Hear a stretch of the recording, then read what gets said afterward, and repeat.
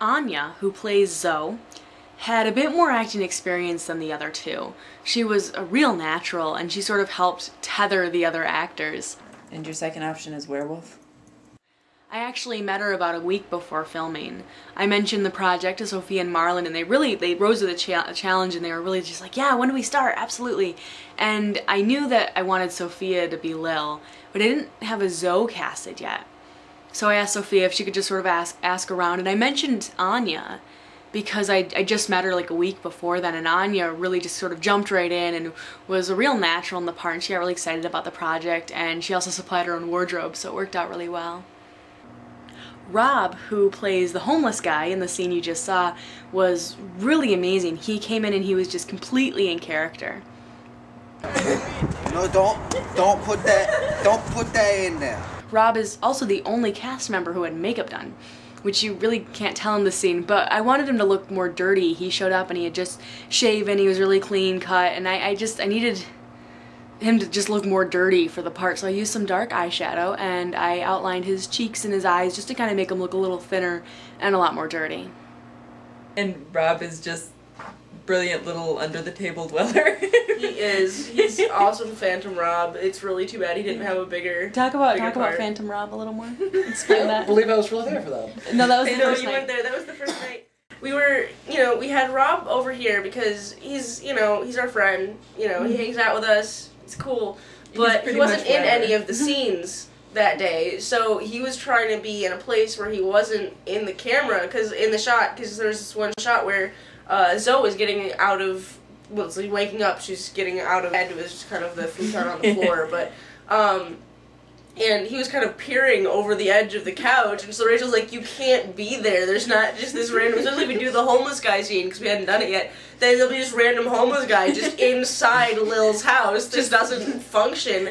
So we had to get him to move, and so he went under the table, and later in the scene, he was still in it a little bit, like you could, luckily it got spliced out using the shots that she used didn't, have that, any Phantom Rob in them. But you could see the homeless guy under the table. You could just see him, like, sitting under the table, like a little puppy, like a... Usually when I sit down to write a story, I write it, I'll have a really, really great idea. I'll usually have like a main character and then like a premise. And I'll write it, and that usually gets me through about Act 1, or like the first 6 chapters. And then I stop. And I run into the first major plot hole or the first major snag in the story, and usually at that point I'll just give up on it and I'll move on and write a different story. And that's kind of been my rhythm for the past, million years of me trying to write stories, and I always just kind of, I reach that rut and then I give up on it and start a new one, and then every once in a while I'll bring out an old story and work on it again, but I always get stuck. And Werewolf was really the first time I was forced to look at why I was getting stuck, because it was part of my senior project. I had to look at it, I had to examine it. And so I was forced to look at these plot holes and fix them. And it's like the first time I've really, really had to do that on this scale.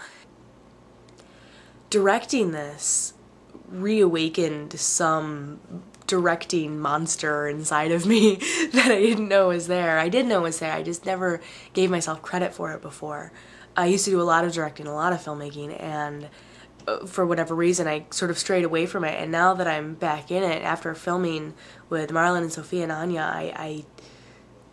I loved it. I forgot how much I loved it. It's like painting with people, you get to basically use your imagination to make these people act out your imagination and make the story that you came up with, but they're making it three-dimensional and making it real, and you're able to move them and make them see what you see in your mind, and it's really, really amazing. One of the really neat things that happened when I was directing this film with the clips with Marlon and Anya and Sophia is they got to see a lot more of the script than you folks got to see today, and they got really excited about the project, and they really want to be these characters, and they really want to go and explore this story that I've created. It was really flattering, but also very exciting. And this summer we're going to be working on a pilot episode. We're going to be filming an actual pilot episode, and I'm very excited about this. it's a very Goddard process because it's not over yet.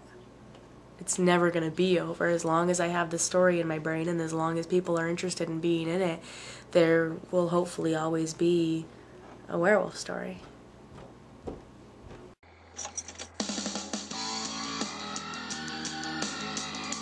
This is a fine mess. Where's my scotch?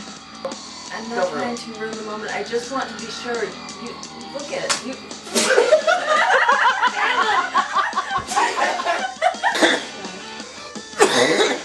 Alright. Just my SARS.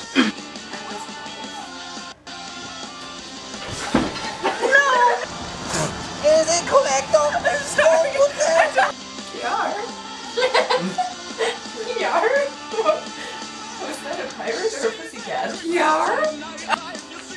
Yeah, don't do that. It's not even like